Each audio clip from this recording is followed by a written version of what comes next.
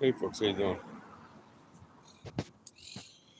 Um, it is Saturday, the 13th of September, 2025. All you future viewers looking back in time, wondering what was happening on this date, come to you live here from Israel with an update about Hamas and Israel and the war they're fighting and the hit on the Hamas leadership in Qatar that happened a few days ago and now several days ago, I guess it was. It was on the 9th of September.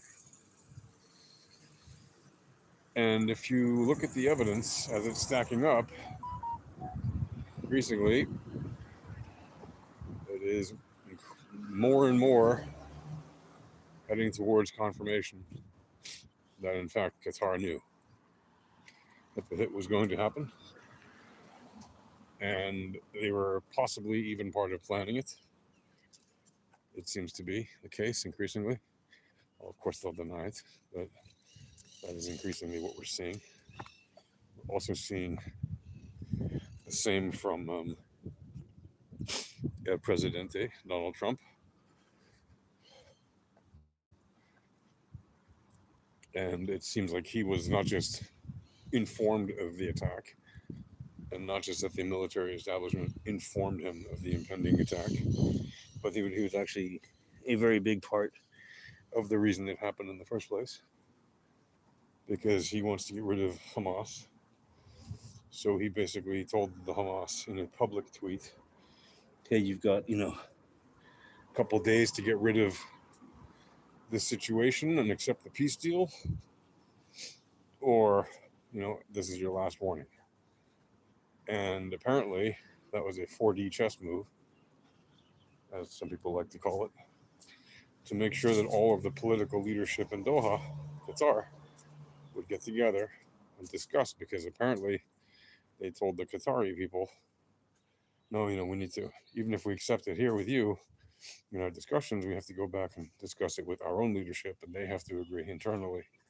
So the foreign minister of Qatar has been telling that in public to media he's been speaking to, that basically the Hamas leadership needed to get together and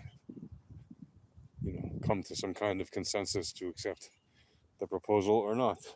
And apparently it was in that time that they all got together that Trump and Israel had the opportunity to get rid of all those leaders who are apparently the main actors standing in the way of this war ending,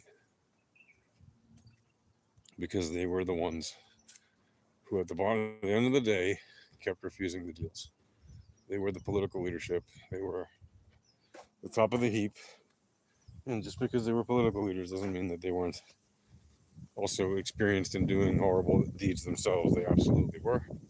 They absolutely did. And they got their comeuppance, so to speak, on this fateful day, because they were not pure souls. They had blood on their hands in many different ways. And so the system that is designed to eradicate such people did exactly that. It liquidated the people at the top of the political leadership, who were clearly people who had done terrible things of their own accord in the past. And now that they are no longer around, it stands to reason that this conflict has a new set of opportunities and challenges going forward. One of the opportunities is that this war might end very quickly. But of course, you have the usual angry Arab nations saying, oh, this is an invasion of Qatar and all this. Notice for all the angry words, Qatar and their allies, and they're calling for a meeting of the Arab League or whatever to condemn Israel. Okay, yip-de-doo. We all know the vast majority of these Arab League nations, frankly, are sick and tired of the antics of Hamas and the Muslim Brotherhood. and they would rather be rid of them. So this is just another way to do that. It's just another way to get rid of them. Um, because yeah, you can make the argument that they have a long game and these governments aren't really honest. And eventually, one day, when Israel thinks that there's real peace, then these guys will come out and draw their knives and attack Israel when it least expects it, and they'll do it all together, and then they'll finally destroy Israel. Okay, that's the long game, paranoid but not completely unrealistic view of some people. Certainly, there are people who believe that's the long game, right? But then there are the people who view it more practically, which is to say, well, if we have 10, 20, 30, 50 years of peace with these people, like real peace and establishing ties and economic growth and all that stuff, well, then after all that time, these people will actually have a real peace with Israel. Like, why would they suddenly start to fight with a country that they've been at peace with for so long? Well, I point you to Europe, an area of the world which has had peace with Israel since Israel was reestablished in 1948, and which has always had the great support of the majority of European countries. But even so, now, because they're playing into the hands of the many Muslim immigrants who are living in Europe now, right, they're playing under their pressure in Europe. Well, now you're seeing more and more European countries turning against Israel in many different ways. Yes, they're mostly still allies of Israel officially, but they're increasingly doing anti-Semitic things, through various independent actors, bad people living in those countries. Like we just saw the Israeli chess team basically get banned from an event in Spain because they were being harassed to the point where they, did not feel secure. Like they weren't just being harassed; they were being threatened. There were demonstrations happening right outside of their hotel. They broke up their group into multiple hotels so that they wouldn't be together. They did all kinds of things to intimidate the Israeli players. So the Israelis said, you know what, it's just not worth it. We're here to play chess and have fun. If we can't do that, we're just going to leave. So they left. And frankly, I understand why they left. But to be honest, I probably wouldn't have left. Just to put the foot down and be like, yeah, no, we're not going to leave because of fear. But you know what? They have every right to protect their own security and do what they think is in their best interest, including security first. So I can't blame them for that. But it just seems like that was an opportunity to put your foot down and say, yeah, dear anti-Semites, you might not like us, but we're here. Get used to it. But that's just how the world goes. Sometimes, you don't have to win every battle. You don't have to fight every battle. You have to know how to pick your battles and win the ones that you fight. Or survive and get to the next one, right? As they say. And that wasn't even a battle. That was just not even a skirmish. Just a very unpleasant experience felt by the Israeli chess team. It's disgusting. And we're seeing a lot of incidents like that. We're seeing, even governments are doing disgusting things, right? They're calling for the establishment of a state of Palestine, basically as a reward to terrorism. Okay, they're rewarding the Hamas for the attacks of October 7th. This is their reward.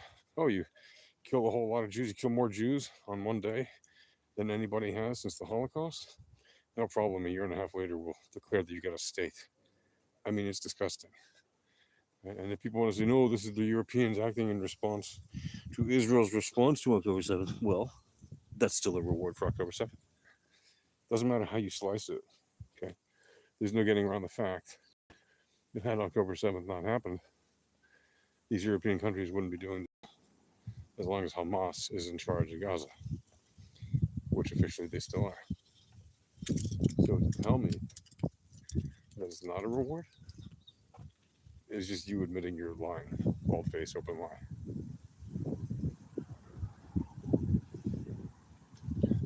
So yeah, that's what I have to say to you about that.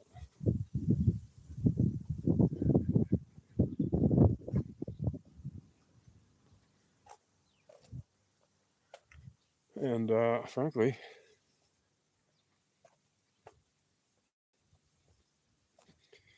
I grow tired and weary of having to explain to people who just don't get it.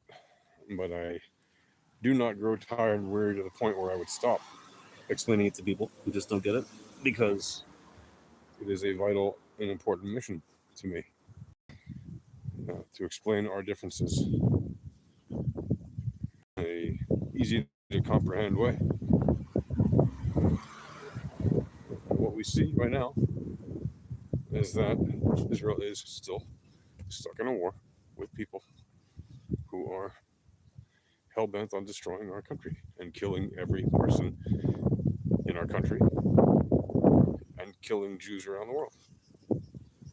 Like, they say as much. You don't have to be some academic genius to understand this. They tell you this. They make it eminently clear. Anybody who's saying they don't, oh, hello there, I say hello. What does it say? Say what? Anyway, I don't know. Hello to you in the chat, saying hello. Hello to the people.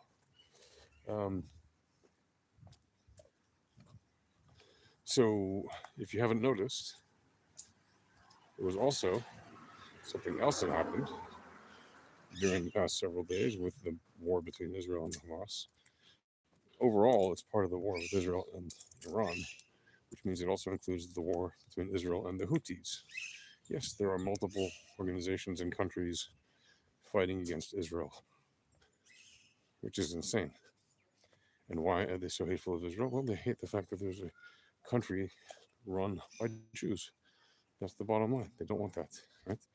They've lost their collective minds, and they're willing to do terrible things because they're awful people, right? And Israel has really no choice but to defend itself against these crazy maniacs. Right? Should be kind of obvious to most people. Unfortunately, it's not, because most people don't have common sense. I don't know what that says. Noob equals ban. What does that mean? I don't know what that means. Noob equals ban. No, no, you don't get banned because you're new. That's silly. I'm certainly not going to ban anybody from my live chat because they're new. That's ridiculous. But if you want, if you're new, click the subscribe button, like it, like the video, and share it, and even leave a comment if you want. Leave a question. Tell me, what do you think Israel ought to be doing right now? What do you think the bad guys that Israel is fighting ought to do right now? And yes, I'm biased. Of course I'm biased, because I'm biased on the side of good and right, not on the side of evil and wrong. How do I know it's the side of good and right? Well, our side, the Israeli side, does not attack people for no reason on purpose. Right? That's not a thing we do. Do accidents happen? Yes. Does it happen that Israel attacks sometimes people that are innocent by accident? Yes, of course it happens. That is part of the terrible, terrible consequence of war, and is one of the many reasons that countries should not start wars in the first place. But when a country is attacked by an organization that leads another territory, and effectively an army of terrorists, and that includes many quote unquote civilians who were combatants on that day. You cannot say that they were non combatants because they happen to be civilians. That doesn't make them non combatants, right? When you're attacked by such an army of ragtag terrorists and civilians who are also acting out terrorist actions on that day, well, all that does is demonstrate that the righteousness of Israel's cause. that well because Israel's cause is quite literally, right, to survive, prosper, grow, grant freedom to people, right? All these things are good and right. It's meant to be a country that has economic growth, political progress, and is fairly liberal with its laws. And it does that for the most part, right? Sure, it's not a perfect place. It has many mistakes, has many failures and flaws, like any nation. Name me one nation that doesn't have flaws. But Israel does a remarkably good job of advancing in many ways, from year to year, decade to decade, as a nation. Again, is it perfect? No. But do I expect any nation to be perfect? No. Because nations are made of people. People aren't perfect. People make mistakes. People make errors in judgment. People make errors in accusations. People make errors in all kinds of things. But there's a whole big difference between making errors of that type by accident, unintentionally, and intentionally targeting civilians, for example, to be attacked as part of your strategy. Like and intentionally to use your own civilians, as Hamas does in Gaza, as defensive shields. And when you say to me, oh, they don't do that, there's evidence that Israel does that. No, you can point to very few cases in which Israeli soldiers acted in that sort of way, that were actually recorded, by the way, on video, and those soldiers faced consequences for those actions. Absolutely, they did. There were investigations and were necessary, charges were brought, and were necessary, trials were had. Absolutely, those soldiers were held to account. Because Israel does not have a policy of using human shields, and we do punish our soldiers who do that because it is not allowed. Whereas on the Hamas side, it is literally their strategy. Right? Like the Hamas fighters, I call them that, the terrorists, they wear civilian clothes. Why? So that they cannot be distinguished in the field of battle from regular civilians. So they could be hiding a pistol in their back pocket and just pull it out and start shooting at somebody, a soldier or something. Or they can be hiding a machine gun, or they can be hiding grenades or suicide belts or whatever it is. They have knives. Right? They're indistinguishable from regular civilians, which makes it harder to fight them, which is their whole plan. Because, and then people say, well, they don't have a regular army because they're not a country. Well, then why do they parade around in uniforms? Right? If you want to pretend they're an army, either you are an army or you're not. They're clearly not an army.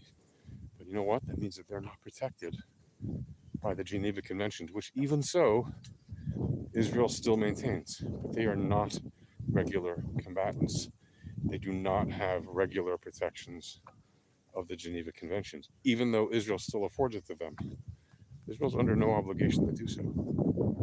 The only reason that we do that is to have some kind of guarantee, even though there isn't one, some kind of hope that they won't do the worst things imaginable to our brothers and sisters that they hold hostage in Gaza, those that are still alive anyway, as most of them are not alive, as we know. I mean, they've literally taken bodies back to Gaza and held on to them for years. Imagine being so depraved and sick in the mind that you would take bodies across a border just to hold them hostage, hold the bodies hostage, just so their families can't grieve and mourn and bury their loved ones properly. It's depraved, psychotic, and just sick. And that kind of mentality, frankly, needs to be ended. I mean, needs to be ended, yeah? Those kind of sick people, they need to not exist. That's what we have an army for, to make sure that these people cannot do that again. And one of the ways you make sure they can't do it again is to make sure they don't exist. As many of them as possible that participated in the attacks of October 7th, they need to be removed from the face of the earth. In much the same way that Israel removed their political leadership in Doha, Qatar, which again, increasingly the evidence shows Qatar knew, the US knew, Saudi Arabia knew because it had to allow the flights over Saudi Arabia. The British apparently knew because apparently a British refueling airplane using fuel that it loaded up in Qatar provided the refueling for the Israeli airplanes mid-flight. Now you could say, well, we don't know that for sure. Okay, well, stack up the evidence. Increasingly, it seems to be the case. Sure, we may never get full confirmation of it. That's fine. But we do have increasing confirmation over time. And we may never find out, and that's fine. We don't need to know every detail. All we need to know is, Israel did what it did, and it obviously caused a big distress among the Hamas. Think about it. If the Hamas, which claims that Israel missed the hit and didn't kill any of the top officials, then why is Israel, and then why is, the Hamas, when they had their funeral procession or whatever you want to call it yesterday in Qatar, when they brought out the bodies draped in flags, and there was one Qatari flag to represent supposedly a Qatari security person, and there were 5 or 6 bodies draped in Palestinian flags next to it. First of all, they didn't show any of them as usual. They hide the bodies and flag, fine. How come none of the people suspected of being hit were visible in that massive crowd? Or were they all just injured in the hospital? Or were they not there and they're just being hidden for safety? No, they obviously were dead. They didn't even make one statement. None of them made a single statement after the fact. But you did see other people from Hamas supposedly making statements, which indicates very heavily that all of the people that Israel says it targeted were indeed in the room, and probably all of them are dead. Anyway, that's it for now, folks. Talk to you later. Peace.